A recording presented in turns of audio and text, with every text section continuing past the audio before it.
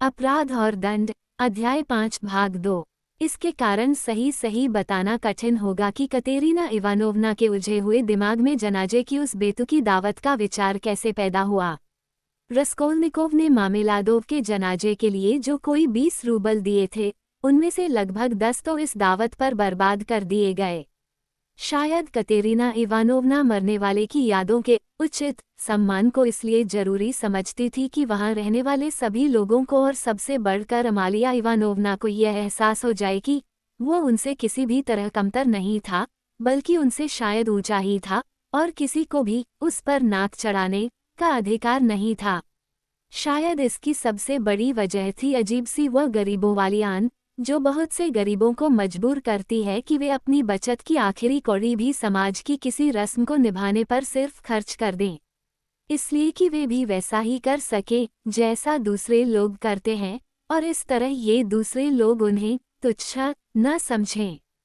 ये भी मुमकिन है कि ठीक उस वक्त जब ये लगता था कि दुनिया में हर आदमी ने उसे बेसहारा छोड़ दिया है, वो उन तुच्छ और कमबख्त किराएदारों को ये दिखा देना चाहती थी कि उसे भी धूमधाम से काम करना, शानदार दावतें करना आता है, कि उसका पालन पोषण एक बेहद शरीफ, बल्कि यूं कहो कि पुश्तैनी रईस कर्नल के घर में हुआ था, और वह झाड़ू देने और रात भर बच्चों के फटे पुराने कपड़े धोने के लिए पैदा नहीं हुई थी। कभी कभी गरीब से गरीब और एकदम टूटे हुए लोगों पर भी इस तरह के घमंड और गुरूर का दौरा पड़ता है, जो बढ़ते बढ़ते एक अनियंत्रित और सालने वाली इच्छा का रूप ले लेता है। लेकिन कतेरीना इवानोवना का हौसला अभी तक टूटा नहीं था। परिस्थितियों ने भले ही उसे तोड़ दिया हो, लेकिन कोई उसका हौसला नहीं तोड़ सकता था, उसे धौंस देकर नहीं दबा सकता था, उसकी इच्छा शक्ति को नहीं कुचल सकता था।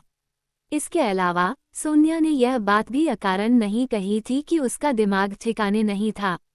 माना कि उसे यकीन के साथ पागल नहीं कहा जा सकता था, लेकिन इसमें भी कोई शक नहीं था कि इधर हाल में बल्कि पिछले 1 साल से उस पर इतनी मुसीबतें टूटी थीं कि अगर उसका दिमाग थोड़ा बहुत खराब न हो जाता तो ताज्जुब की बात वह होती। डॉक्टरों का कहना है कि तपेदिक की आखिरी मंजिलों में दिमाग पर भी असर पड़ता है।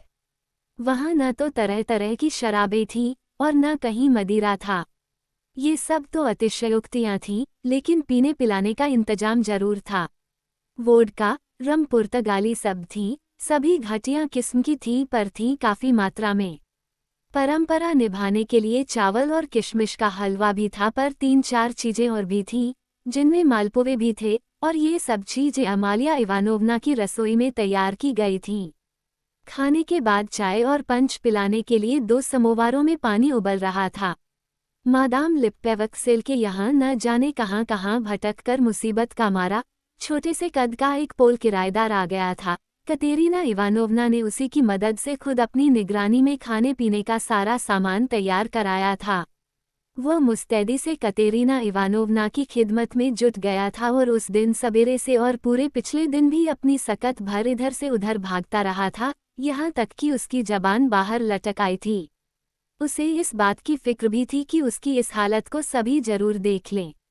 वह छोटी से छोटी बात के लिए भागकर कतेरीना इवानोवना के पास जाता था, यहाँ तक कि बाजार में भी उसे खोज निकालता था और हर बार मादाम कहकर पुकारता था। सारा क्रियाकर्म संपन्न होने से पहले ही वह उससे बुरी तरह तंग आ गई। हालांकि शुरू में उसने कहा था कि अगर ये बेहद सेवा करने वाला और ऊंचे विचारों वाला आदमी न होता तो फिर उसके तो हाथ पांव फूल जाते। कतेरीना इवानोवना की एक खास बात ये थी कि जिससे भी मिलती थी, शुरू में उसकी तारीफ के पुल बांध देती थी। कभी कभी तो वह उसे आसमान पर इस तरह चढ़ा देती कि जिसकी तारीफ वह करती, वह खुद शर्मिंदा हो जाता था। उसकी तारीफ में वह तरह तरह की बातें गढ़ लेती थी और उन पर यकीन भी करने लगती थी। लेकिन फिर अचानक वह उससे निराश भी हो जाती थी, और कुछ ही घंटे पहले तक जिस आदमी की पूजा करती थी, उसी के मुंह पर उसके बारे में बुरी बात कहने में भी कोई संकोच नहीं करती थी। वो उसे एक तरह से ठोकर मारकर निकाल बाहर करती थी। स्वभाव से वह खुशमिजाज, जिंदादिल और शांति प्रेमी थी, लेकिन लगातार मुसीबतें और असफलताएं झेलते झेलते बड़ी गहराई से उसका जी चाहने लगा था कि सभी लोग शांति और संतोष से रहें और कोई भी व्यक्ति शांति भंग करने की जुर्रत न करे। जरा सी टेढ़ी बात से, छोटी से छोटी असफलता से भी वो बेचैन हो उठती थी और सुखद आशाओं और कल्पनाओं की दुनिया से निकलकर एक पल में निराशा के अथाह सागर में डूब जाती थी। उल्टी सीधी बोलने लगती थी, अपने भाग्य को कोसने लगती थी और दीवार से सर टकराने लगती थी। कतेरीना इवानोवना की नज़रों में अचानक अमालिया इवानोवना का महत्व भी असाधारण हो गया था और वो उसकी बेहद इज्जत करने लगी थी। शायद इसलिए कि जैसे ही जनाजे की दावत का फैसला हुआ, अमालिया इवानोवना तन मन से उसकी तैयारियों में जुट गई। उसने मेज पर खाने पीने की चीजें सजाने, मेजपोश और बर्तन वगैरह देने और सारा खाना अपनी रसोई में पकवाने का जिम्मा ले लिया था और कतेरीना इवानोवना ये सारे काम उसके हवाले छोड़कर खुद कब्रिस्तान चली गई थी। सारा बंदोबस्त सचमुच बहुत अच्छा हुआ था। मेज काफी साफ सुथरी लग रही थी। प्लेटें, छुरी, कांटे और गिलास जाहिर है कि अलग अलग शक्लों और नमूनों के थे क्योंकि वे अलग अलग किराएदारों के यहाँ से लाए गए थे, लेकिन मेज सही वक्त पर सजा दी गई थी और यह इत्मीनान करके कि उसने अपना काम काफी अच्छे ढंग से पूरा कर दिया था। अमालिया इवानोवना ने एक काली पोशाक पहन ली थी और अपनी टोपी पर नए मातमी फीते लगाकर गर्व के साथ कब्रिस्तान से लौटने वालों का स्वागत करने के लिए खड़ी हो गई थी। उसका ये गर्व उचित भी था, लेकिन न जाने क्यों कतेरीना इवानोवना को ये बात नागवार गुजरी, गोया अमालिया इवानोवना के अलावा मेज कोई और सजा ही नहीं सकता था। कतेरीना इवानोवना को उसकी नए फीतों वाली टोपी भी अच्छी नहीं लगी। ये बेवकूफ़ जर्मन औरत क्या इस बात पर इतरा रही है कि वो मकान मालकिन है और अपने गरीब किराएदारों की मदद करके उन पर उसने एहसान किया है। एहसान, ज़रा देखो तो सही। कतेरीना इवानोवना के बाप तो कर्नल रह चुके थे, उनके गवर्नर बनने में बस थोड़ी सी कसर रह गई थी। कभी कभी वे एक साथ 40-40 आदमियों की दावत करते थे और उस मौके पर अमालिया इवानोवना जैसे बल्कि लुद्विगोवना जैसे भी किसी शख्स को भी रसोई में घुसने की इजाज़त नहीं होती थी। लेकिन कतेरीना इवानोवना ने उस वक्त अपनी भावनाओं को जाहिर करने का विचार टाल दिया और उसकी तरफ बेरुखी का रवैया अपनाकर संतोष कर लिया। हालांकि उसने मन ही मन ठान लिया था कि उसने अमालिया इवानोवना का गुरूर आज ही चूर करना होगा और उसे उसकी असली हैसियत बता देनी होगी, वरना भगवान जाने वह अपने आप को कितना महत्वपूर्ण समझने लगे। कतेरीना इवानोवना को इस बात की भी चिढ़ थी कि उस घर में रहने वाले जिन लोगों को निमंत्रण दिया गया था, उनमें शायद ही कोई जनाजे में शरीक हुआ था, उस नाटे पोल को छोड़कर जो किसी तरह वहां पहुंच गया था। जनाजे की दावत में भी सबसे गरीब और सबसे महत्वहीन लोग ही आए और उनमें से कई तो पूरी तरह होश में भी नहीं थे। यानी कि कुल मिलाकर फटीचर लोग, जो ज्यादा उम्र के और ज्यादा इज्जतदार लोग थे, वे सभी गोया आपस में तय करके दावत में नहीं आए थे। मिसाल के लिए प्योत्र पेत्रोविच लूजिन, जिसे उस मकान के निवासियों में सबसे इज्जतदार कहा जा सकता था, नहीं आया था। कतेरीना इवानोवना ने तो अभी कल शाम को ही सारी दुनिया के सामने, यानी अमालिया इवानोवना, पोलेका सोनिया और उस नाटे पोल के सामने कहा था कि वह बेहद उदार और बेहद नेकदिल आदमी है, बहुत बड़ी जायदाद का मालिक है और दूर दूर तक पहुंच रखता है, उसके पहले पति का दोस्त रह चुका है, उसके बाप के घर में मेहमान की हैसियत से भी आ चुका था और यह कि उसने वादा किया है कि अपने रसूख का इस्तेमाल करके उसे पेंशन दिलवा देगा। वैसे कतेरीना इवानोवना जब किसी की पहुंच या दौलत का बखान करती थी तो उसके पीछे कोई छिपा हुआ उद्देश्य नहीं होता था, वह निस्वार्थ भाव से केवल प्रशंसित व्यक्ति का महत्व जताकर खुद की खुशी पाने के लिए ही ऐसा करती थी। शायद लूजिन की देखादेखी ही वह कमबख्त कमीना लेबेजियतनिकोव भी नहीं आया था। आखिर अपने आप को समझता क्या है, उसे तो बस रहम खाकर बुलाया गया था। चूंकि वह प्योत्र पेत्रोविच के साथ ही रहता था और उसका दोस्त था, इसलिए उसे न बुलाना कुछ बेतुका लगता। न आने वालों में एक बेहद तमीज़दार वृद्धा और उनकी काफ़ी बड़ी उम्र की बिनब्याही बेटी भी थी, जिन्हें उस घर में रहते कुछ एक पखवाड़ा गुजरा था, लेकिन वे कई बार शिकायत कर चुकी थीं कि कतेरीना इवानोवना के कमरे में बहुत ही शोर और हंगामा होता था, खासकर जिस दिन मामिलादोव शराब के नशे में धुत होकर घर लौटता था। कतेरीना इवानोवना को इसका पता अमालिया इवानोवना से चला था, जो कतेरीना इवानोवना से बहुत लड़ी थी और धमकी दी थी कि वो पूरे परिवार को घर से निकाल देगी। वो उसके ऊपर चिल्लाई भी थी कि वे लोग जिन किराएदारों की शांति में विघ्न डालते थे, उनके पांव की धोवन के बराबर भी नहीं थे। कतेरीना इवानोवना ने उस वृद्धा को और उनकी बेटी को, जिनके पांव की धोवन के बराबर भी वह नहीं थी और जो राह चलते अचानक सामने पड़ जाने पर अकड़ के साथ मुंह फेर लेती थीं, इस मौके पर बुलाने का फैसला किया था। इसलिए कि उन्हें पता हो कि वह अपने विचारों और भावनाओं में उनसे कहीं बढ़कर थी और अपने मन में किसी के प्रति द्वेष नहीं रखती थी। वह तो ये भी चाहती थी कि वे आकर देखे तो सही कि वह जिस तरह रहती थी, उसकी वह आदि नहीं थी। उसका इरादा था कि खाने के वक्त अपने स्वर्गीय बाप की गवर्नरी की चर्चा करके वह उन्हें ये बात अच्छी तरह समझाएगी और साथ ही इस ओर भी इशारा करेगी कि उससे मिलने पर उनका मुंह फेर लेना सरासर बेवकूफ़ी का काम था। इस मौके पर एक मोटा लेफ्टिनेंट कर्नल भी गैर हाजिर था। असल में वह महज एक पेंशन याफ्ता फर्स्ट लेफ्टिनेंट था, लेकिन सुना गया था कि पिछले 2 दिन से वह अपने होश में नहीं था। जो लोग दावत में आए उनमें एक तो वह नाटा पोल था और फिर चीकटदार कोट पहने हुए और दागदार चेहरे वाला एक मनहूस सूरत क्लर्क था, जो एक शब्द भी नहीं बोलता था और जिसके बदन से बेहद बदबू आ रही थी। इनके अलावा बहरा और लगभग अंधा एक बूढ़ा आदमी भी आया था, जो पहले डाकखाने में क्लर्क था और न जाने क्यों एक जमाने से कोई गुमनाम परोपकारी उसके खाने और रहने का खर्च देता आया था। फौज की कमिसारियत का एक पेंशन याफ्ता सेकंड लेफ्टिनेंट भी आया था। वह पिए हुए था, जोर से ठहाका मारकर बेहुदा तरीके से हंसता था और आप क्या कल्पना भी कर सकते हैं, वास्कट तक नहीं पहने हुए था। एक मेहमान तो कतेरीना इवानोवना से दुआ सलाम किए बिना सीधा मेज पर जा बैठा था। आखिर में एक शख्स आया, जिसके पास कपड़े भी नहीं थे। वह अपना ड्रेसिंग गाउन पहने हुए ही आ गया। इस तरह उसने तो हद ही कर दी थी और बड़ी मुश्किल से अमालिया इवानोवना और उस नाटे पोल ने उसे वहां से किसी तरह निकाला था। लेकिन वह पोल अपने साथ 2 और पोलों को लेकर आया था, जो अमालिया इवानोवना के घर में भी नहीं रहते थे और जिन्हें किसी ने पहले वहां देखा तक नहीं था। इन सब बातों से कतेरीना इवानोवना बेहद चिड़चिड़ी हो रही थी। आखिर ये सब तैयारियां किसके लिए की गई थीं? मेहमानों के लिए जगह बनाने के ख्याल से खाने की मेज से बच्चों को दूर ही रखने का इंतजाम किया गया था और दोनों छोटे बच्चे सबसे दूर वाले कोने में अपना खाना एक संदूक पर रखे बैठे थे।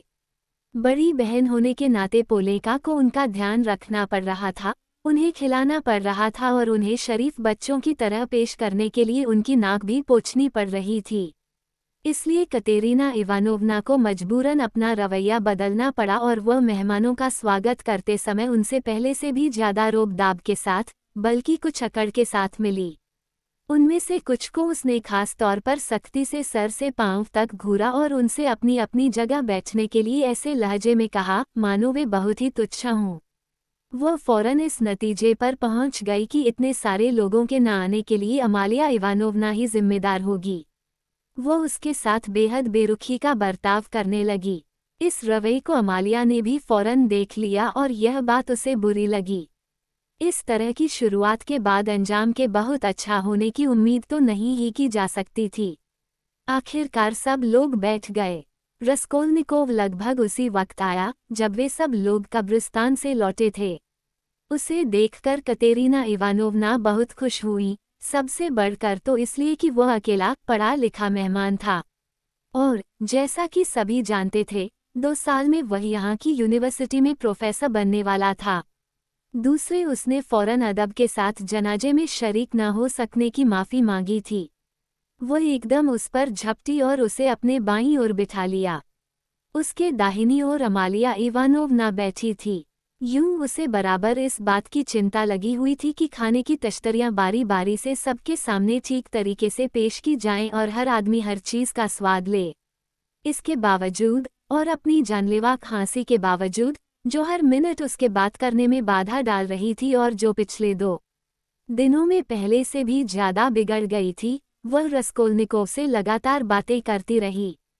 कानाफूसी के स्वर में कि जिसे दूसरे लोग सुन भी सकते थे, वह जल्दी जल्दी अपनी सारी दबी भावनाएं, जनाजे की दावत की असफलता पर अपनी उचित नाराजगी उसके कानों में उनरेलती रही।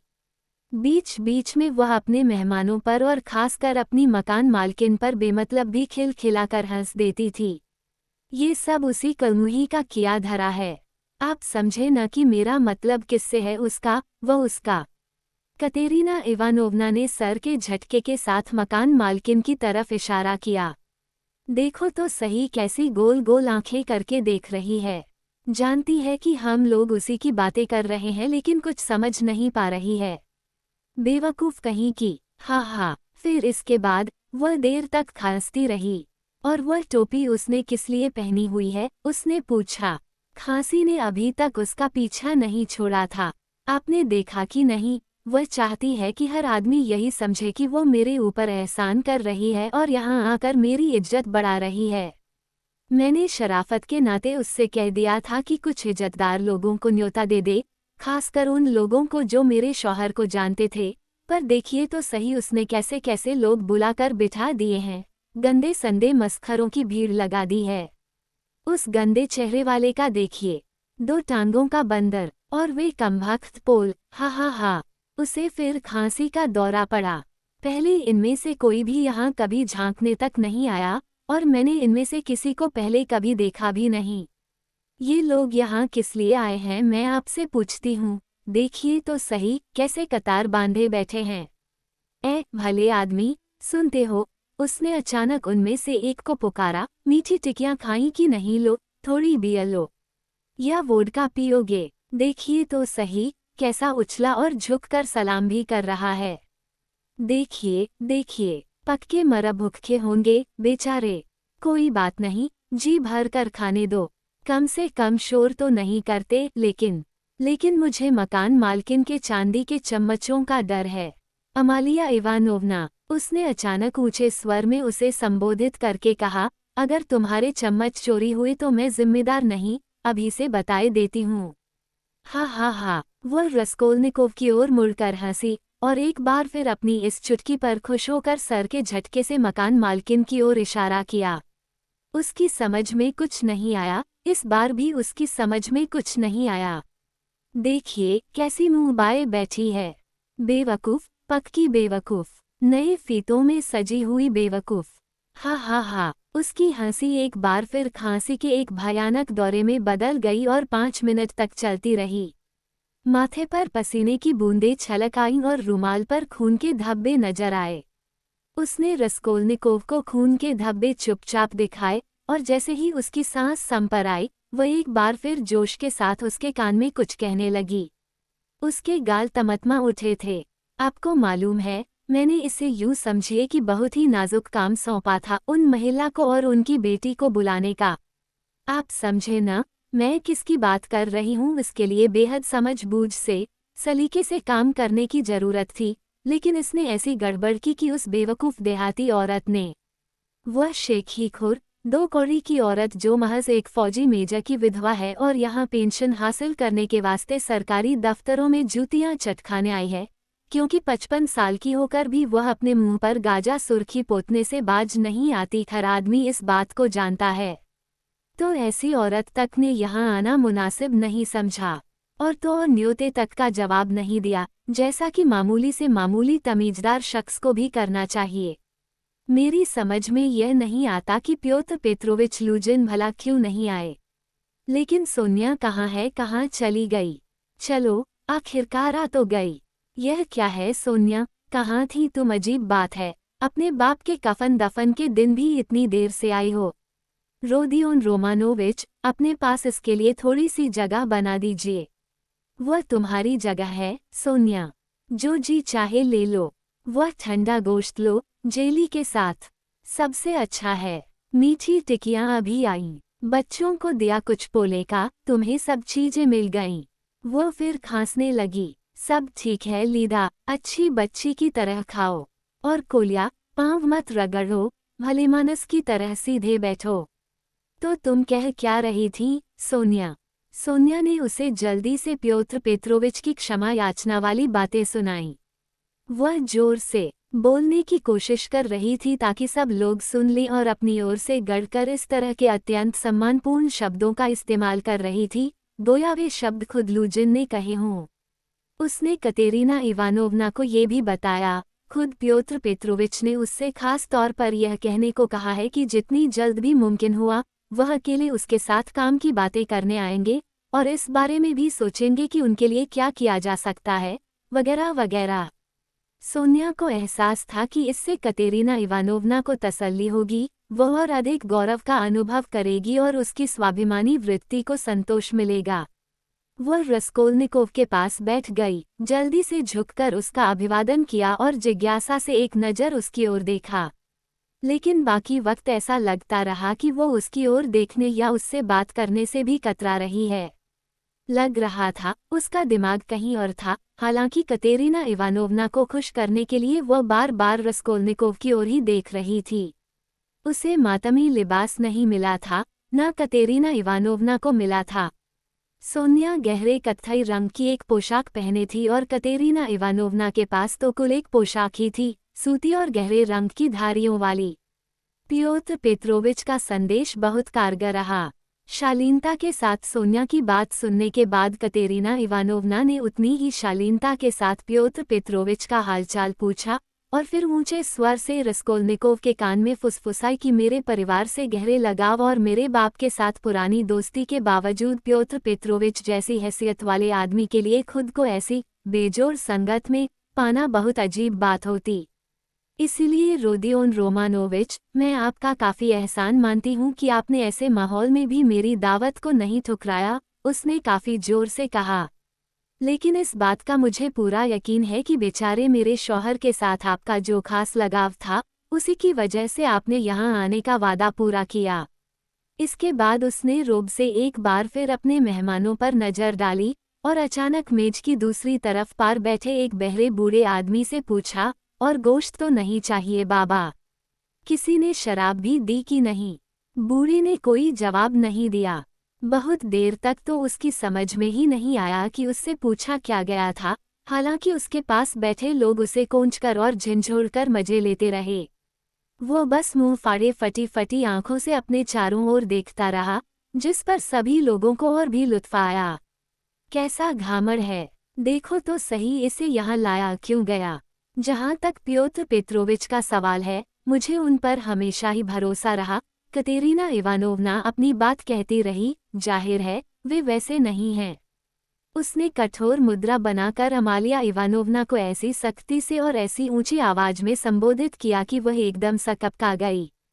तुम्हारी उन जरूरत से ज्यादा कपड़ों से लदी गूदड़ की गुड़ियों जैसे, जिनको मेरे पिताजी अपने बावर्ची खाने में खाना पकाने के लिए भी ना घुसने देते।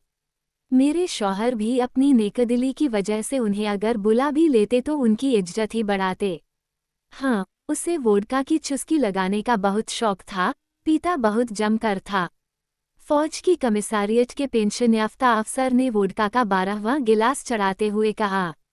जी हाँ, मेरे शौहर में ये कमजोरी तो थी, और हर आदमी इस बात को जानता है।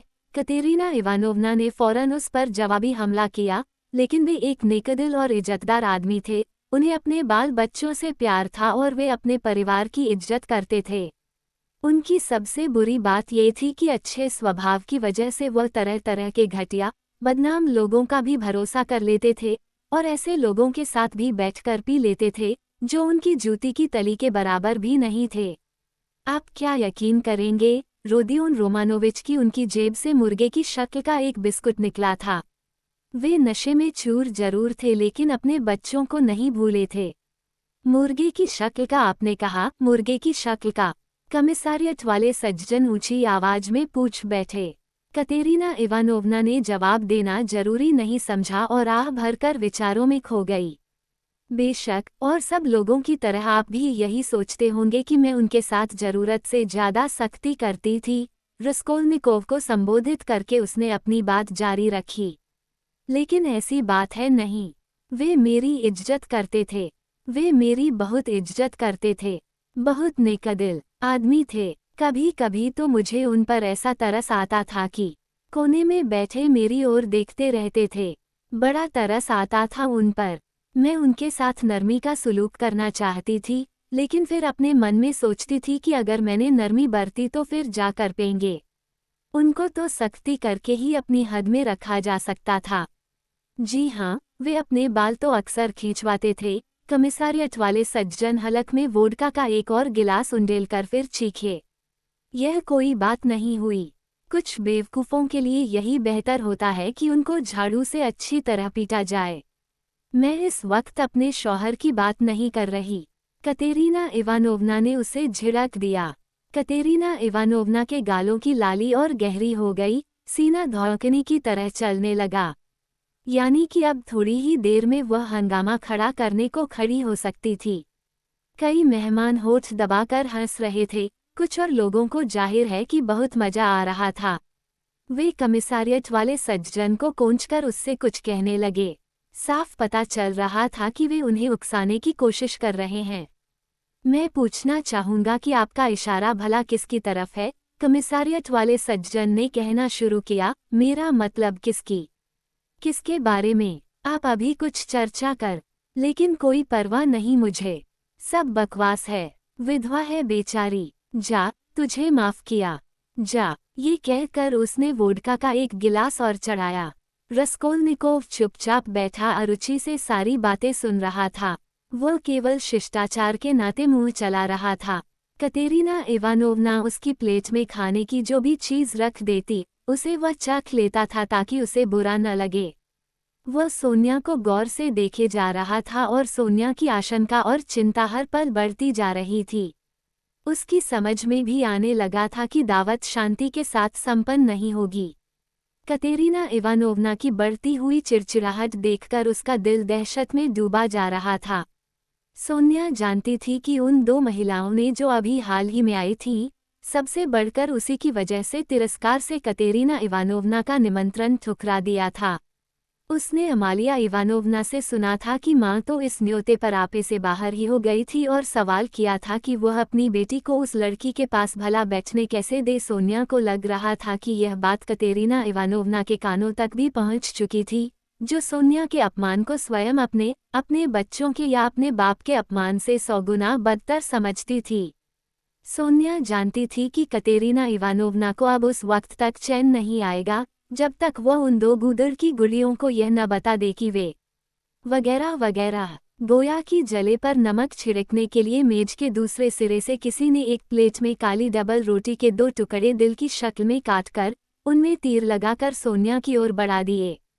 कतेरीना इवानोवना का चेहरा तमतमा उठा।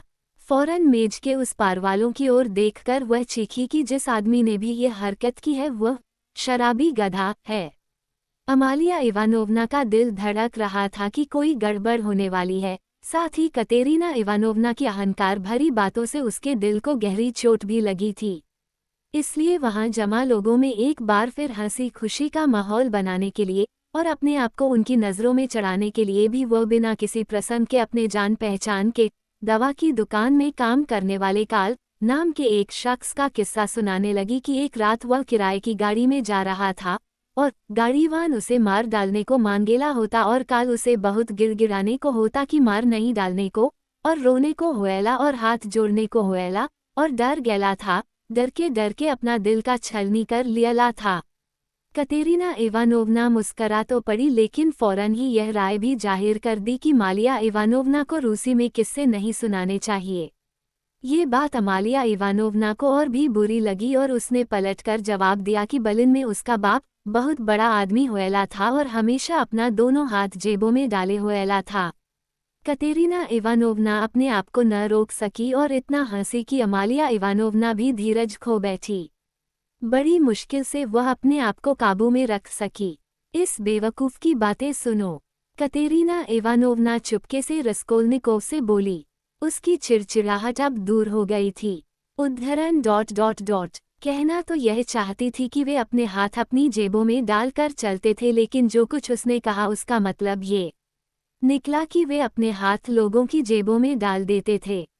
आपने भला एक बात पर ध्यान दिया, रोदियोन रोमानोविच, उसने खांसी के एक और दौरे से छुटकारा पाकर कहा, कि पीटर्सबर्ग के ये सारे विदेशी, खासकर ये जर्मन, जो पता नहीं कहाँ से हमारे यहाँ चले आते हैं, हमसे कहीं बहुत ज़्यादा बेवकूफ़ होते हैं। आप कभी सोच भी सकते थे कि हम में से कोई यह किस्सा बयान करेगा कि दवा की दुकान में काम करने वाले काल ने किस तरह डर के अपने दिल को छलनी बना लिया, और यह कि बेवकूफ़ गाड़ीवान की खबर लेने के बजाय वह हाथ जोड़ने रोने और बहुत गिड़गिड़ाने लगा, बेवकूफ़ कहीं की।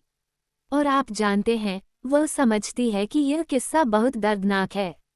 उसे यह शक तक नहीं कि वो कैसी बेवकूफ़ी की बातें कर रही है। मैं तो समझती हूँ कि वो कमिसारियट वाला आदमी इससे कहीं ज़्यादा होशियार है। कम से कम ये तो दिखाई देता है कि वो पियक्कड़ है और पीते पीते उसमें अब कहने को भी अकल नाम की चीज़ नहीं रह गई है। लेकिन ये सारे ही जर्मन हमेशा कितने शरीफ और संजीदा बने रहते हैं। देखिए तो उसे, बैठी किस तरह घूर रही है मुझे। नाराज है मुझसे। हा हा हा। और वह फिर खांसने लगी। गुस्सा ठंडा होने के बाद कतेरीना इवानोवना ने फौरन रस्कोल्निकोव को बताना शुरू किया कि उसका इरादा पेंशन के पैसे से वह अपने कस्बे तक में जाकर भले घरों की लड़कियों के लिए एक स्कूल खोलने का है। रस्कोल्निकोव ने कतेरीना इवानोवना से इस योजना की चर्चा इससे पहले कभी नहीं सुनी थी। वह बड़े ही आकर्षक ढंग से उस योजना का पूरा ब्यौरा बयान करने लगी। कतेरीना इवानोवना ने न जाने कहाँ से अच्छे आचरण और प्रगति का वही प्रशंसा पत्र निकाला जिसका जिक्र मामेलादोव ने शराबाखाने में रस्कोल्निकोव से किया था, जब उसने अपनी बीवी कतेरीना इवानोवना के बारे में बताया था कि वह स्कूल के पुरस्कार वितरण समारोह के अवसर पर गवर्नर और दूसरी बड़ी बड़ी हस्तियों के सामने शाल लेकर नाची थी। इस वक्त तो लगता था कि उस प्रशंसापत्र का मकसद ये साबित करना था कि कतेरीना इवानोवना को बोर्डिंग स्कूल खोलने का पूरा अधिकार है। लेकिन वह वास्तव में उस प्रशंसापत्र से लैस होकर खास तौर पर इसलिए आई थी कि अगर वे दोनों गूदड़ की गुड़ियां दावत में आए तो वह उन पर रोब डाल सके और इस बात का पक्का सबूत दे सके कि कतेरीना इवानोवना बेहद शरीफ, बल्कि कहना चाहिए कि पुश्तैनी रईसों के खानदान से थी, एक कर्नल की बेटी थी और इधर कुछ अरसे से तरक्की करके आगे बढ़ आई कुछ छिछोरी औरतों से बहुत बढ़ कर थी। स्कूल का वह प्रशंसा पत्र एक हाथ से दूसरे हाथ में होता हुआ शराबी मेहमानों के बीच पहुंच गया और सबने उसे बड़े ही ध्यान से देखा। कतेरीना इवानोवना ने उन्हें ऐसा करने से रोकने की कोई कोशिश भी नहीं की, क्योंकि उसमें साफ शब्दों में ये बयान मौजूद था कि उसका बाप मध्यम श्रेणी का एक सरकारी अफसर था, जिसे खिताब भी मिल चुका था और इस तरह वह दरअसल एक कर्नल जैसे शख्स की ही बेटी थी। जोश में आकर कतेरीना इवानोवना ने विस्तार से बताना शुरू किया कि तब में उसका जीवन कितना शांतिमय और सुखी होगा। उसने कॉलेज की उन अध्यापिकाओं के बारे में भी बताया जिन्हें वह अपने बोर्डिंग स्कूल में पढ़ाने के लिए नौकर रखेगी और मागो नामक एक बहुत सम्मानित बूढ़े फ्रांसीसी के बारे में बताया, जिसने किसी जमाने में खुद कतेरीना इवानोवना को पढ़ाया था, जो अभी तक में रहता था और बहुत कम तनख्वाह लेकर भी उसके स्कूल में पढ़ाने से इनकार नहीं करेगा। इसके बाद उसने सोनिया के बारे में बताना शुरू किया कि वो उसके साथ तक जाएगी और उसकी सारी योजनाओं में उसका हाथ बटाएगी। ये सुनकर मेज के दूसरी छोर पर बैठा कोई आदमी खी करके हंसा। कतेरीना इवानोवना ने यूं तो तिरस्कार से उस हंसी से अनजान बने रहने की कोशिश की, लेकिन साथ ही जानबूझकर आवाज ऊंची करके उसने उत्साह के साथ सोनिया में उसकी मदद करने की पक्की योग्यता का, उसकी शराफत, धैर्य, लगन, उदारता और अच्छी शिक्षा का बखान करना शुरू किया। ये कहते हुए उसने सोनिया का गाल थपथपाया और उसकी ओर झुककर 2 बार उसे प्यार भी किया। सोनिया का चेहरा लाल हो गया। अचानक कतेरीना इवानोवना के आंसू निकल पड़े और उसने फौरन ही अपने बारे में ये राय जाहिर की कि वह बेवकूफ़ी की बातें कर रही थी और यह भी कि वह बेहद परेशान है कि अब ये सिलसिला खत्म करने का वक्त आ गया है और चूंकि खाना खत्म हो चुका है इसलिए सबको चाय परोसी जानी चाहिए। अमालिया इवानोवना को इस बात को लेकर बेहद घुटन हो रही थी कि बातचीत के दौरान उसकी ओर किसी ने ध्यान नहीं दिया और लगता था कोई उसकी बात सुन भी नहीं रहा है। इसलिए फौरन उसने एक आखिरी कोशिश की। मन ही मन अपनी ढिठाई पर कुर्ते हुए उसने कतेरीना इवानोवना का ध्यान इस बात की ओर आकर्षित करने की हिम्मत की कि जो बोर्डिंग स्कूल खोला जाने वाला था उसमें लड़कियों के कपड़े साफ रहें और एक ऐसी अच्छी औरत रखी जाए जो कपड़ों का बढ़िया माफिक देखभाल कर सके, और यह भी कि वहां लड़कियों को रातनमा उपन्यास पढ़ने देना को नहीं मांगता। कतेरीना इवानोवना ने, जो सचमुच परेशान और बहुत थकी हुई थी और इस दावत से पूरी तरह तंग आई हुई थी, फौरन अमालिया इवानोवना की बात काटी कि उसे इस बारे में कुछ भी नहीं मालूम और वह बकवास कर रही है। क्योंकि उच्च कोटि के बोर्डिंग स्कूल में धुलाई का ख्याल रखना प्रधानाध्यापिका का नहीं बल्कि कपड़ादाई का काम होता है, और जहाँ तक उपन्यास पढ़ने का सवाल है तो यह विषय ही इतना बेहुदा है कि उस पर चर्चा न करना ही बेहतर है। इसलिए उसने उससे चुप रहने की प्रार्थना की। अमालिया इवानोवना को जोश आ गया और उसने सचमुच गुस्सा होकर कहा कि वह तो बस उसका भलाई करने को मांगेला है, ये कि वह हमेशा से उसके साथ भलाई ही करती आई है, और यह कि कतेरीना इवानोवना पर घर के किराए की मद में बहुत सा सोना बतौर गैल्ड कर्ज चढ़ चुका है। कतेरीना इवानोवना ने फौरन ये कहकर उसे उसकी हैसियत बताई कि यह कहना एकदम झूठ है कि वह उसकी भलाई करने को मांगेला है, क्योंकि कल ही जब उसके शौहर की लाश अभी मेज पर पड़ी थी कि उसने उसे घर खाली करने के बारे में परेशान करना शुरू कर दिया था। इसके जवाब में अमालिया इवानोवना ने दलीलें देकर उसे समझाया कि उसने उन महिलाओं को न्योता दिया था, लेकिन वे इसलिए नहीं आई थीं कि वे सचमुच इज्जत वाली हैं और किसी ऐसी के यहाँ नहीं आ सकती जो इज्जत वाली नहीं है। कतेरीना इवानोवना ने फौरन ये बात साफ कर दी कि वह चूंकि खुद एक छिनाल है, इसलिए यह नहीं जान सकती कि शराफत क्या चीज़ होती है।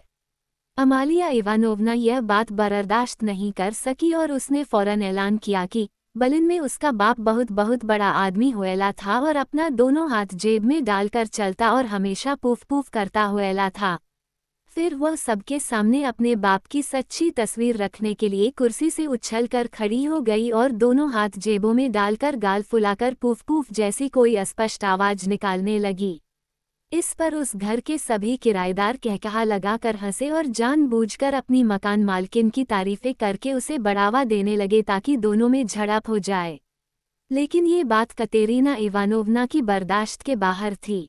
उसने फौरन सबको सुनाकर अपने मन की बात कही। वो यह मानने को तैयार नहीं है कि अमालिया इवानोवना को कोई बाप था भी, बल्कि अमालिया इवानोवना तो महज पीटर्सबर्ग में रहने वाली फिनलैंड की एक शराबी औरत है, और उसे यकीन है कि वो किसी जमाने में कहीं खाना पकाने का या उससे भी बदतर कोई काम करती रही होगी। अमालिया इवानोवना का रंग टमाटर की तरह लाल हो गया। वो भी चिंचियाकर बोली कि कतेरीना इवानोवना का शायद कभी कोई बाप था ही नहीं, लेकिन उसका अपन का तो बर्लिन में बाप हुएला था, और वह लंबा लंबा कोट पहनता हुएला था और हमेशा पूफ पूफ पूफ करता हुएला था। कतेरीना इवानोवना ने तिरस्कार से कहा कि उसका अपना परिवार कैसा है ये बात सभी लोग जानते हैं, और यह कि उस प्रशंसा पत्र में यह बात तक छपी हुई थी कि उसका बाप कर्नल था, जबकि उसकी मकान मालकिन अमालिया इवानोवना का बाप अगर सचमुच उसका कोई बाप था, शायद पीटर्सबर्ग में रहने वाला कोई फिन था जो सड़कों पर घूम घूम कर दूध बेचता रहा होगा। लेकिन बहुत मुमकिन तो यही है कि उसका कोई बाप रहा ही न हो, क्योंकि अभी तक इसका भी पक्का पता नहीं चल सका है कि उसका नाम अमालिया इवानोवना था या अमालिया लुद्विगोवना। अब तो अमालिया इवानोवना का गुस्सा ज्वालामुखी की तरह फूटा और वह मेज पर जोर से घूंसा मारकर चीखी कि वो लुद्विगोवना नहीं, अमालिया इवानोवना थी, कि उसका बाप का नाम योहान हुएला था और वह शहर का मेयर हुएला था। जबकि उसने बहुत कठोर लेकिन बजाहिर शांत स्वर में, हालांकि उसका चेहरा पीला पड़ रहा था और दम बुरी तरह फूल रहा था, कहा कि अगर उसने फिर कभी अपने उस कमबख्त दो कौड़ी के बाप को उसके पापा की बराबरी पर लाने की कोशिश की तो वह, यानी कतेरीना इवानोवना, उसकी टोपी नोचकर अपने पांवों तले रौंद डालेगी। ये सुनकर अमालिया इवानोवना कमरे में इधर से उधर भाग भाग कर जोरों से चिल्लाने लगी कि वह इस मकान का मालकिन है और कतेरीना इवानोवना को उसी टाइम घर खाली करने का मांगता। फिर वह न जाने क्यों झपट कर मेज पर से अपने चांदी के चम्मच जमा करने लगी। बहुत शोरगुल होने लगा, हंगामा मच गया, बच्चे रोने लगे। सोनिया जल्दी से कतेरीना इवानोवना को रोकने के लिए भागी, लेकिन जब अमालिया इवानोवना ने चीखकर पीले टिकट के बारे में कुछ कहा तो कतेरीना इवानोवना ने सोनिया को धकेलकर अलग कर दिया और अपनी धमकी पूरा करने के लिए मकान मालकिन की ओर झपटी। उसी वक्त दरवाजा खुला और चौखट पर प्योत्र पेत्रोविच लूजिन की सूरत नजर आई। वो बहुत कठोर और बारीक नज़र से दावत का मुआयना कर रहा था। कतेरीना इवानोवना लपककर उसके पास पहुंचा।